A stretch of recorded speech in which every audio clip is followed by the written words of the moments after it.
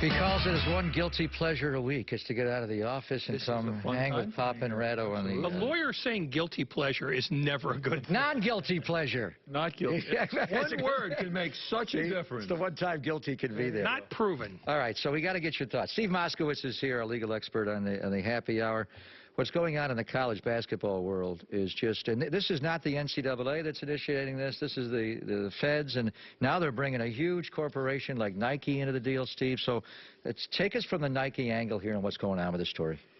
There's allegations of bribery and all kinds of wrongdoing, and, you know, prosecutors talking about the dark underbelly, and it's going to be an issue. Well, first of all, I mean, it's going to be an issue of bribery and breaking all kinds of laws and conspiracy. Of course, it goes to the central theme of you are basically using slave labor, that's the college athletes, to make tons of money for the university. Billions of dollars. So personally, I think it's really, really wrong. I think these guys should be paid fair market value. You and I have talked about that for years, but then you have these people who are trying to get around the law. Okay, I'll give some money to your brother, your daddy, the agent you're not supposed to have, and then all of a sudden you have the feds come in and say, hey, you broke all the laws, and this is now serious. This isn't something where, okay, you're going to have to sit out 3 games. This, you know, somebody could wind up going to prison. This started as an FBI investigation into a securities fraud case with a guy who, among his other pastimes, other than Ponzi schemes and fun things like that, was basically funneling money to athletes through AAU coaches and other agents. But I saw a story in the Wall Street Journal yesterday that indicated that there are people in the legal community who aren't sure what federal law has been broken here. Is there a federal law that's been broken here?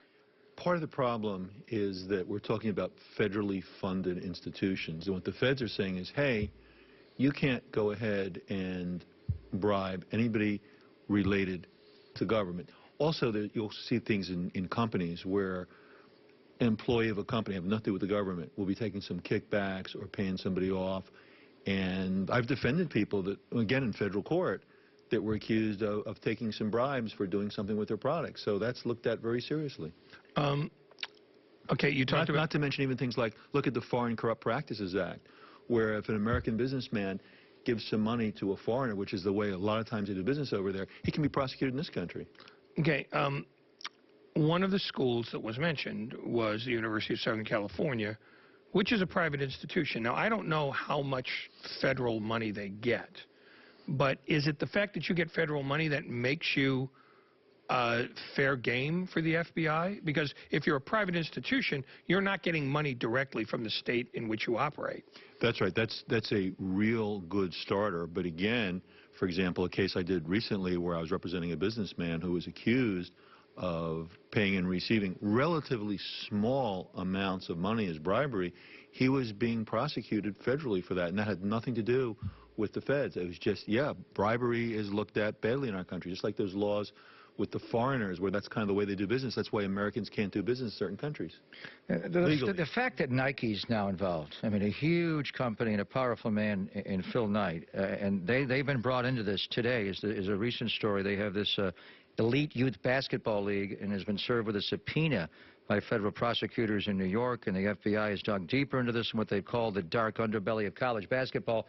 And, you know, obviously a company like Nike's involved in all level of athletics, but they have, you know, huge legal teams. How do you think bringing Nike into this with all their power changes the game plan here? Well, the federal government has a lot of power, too.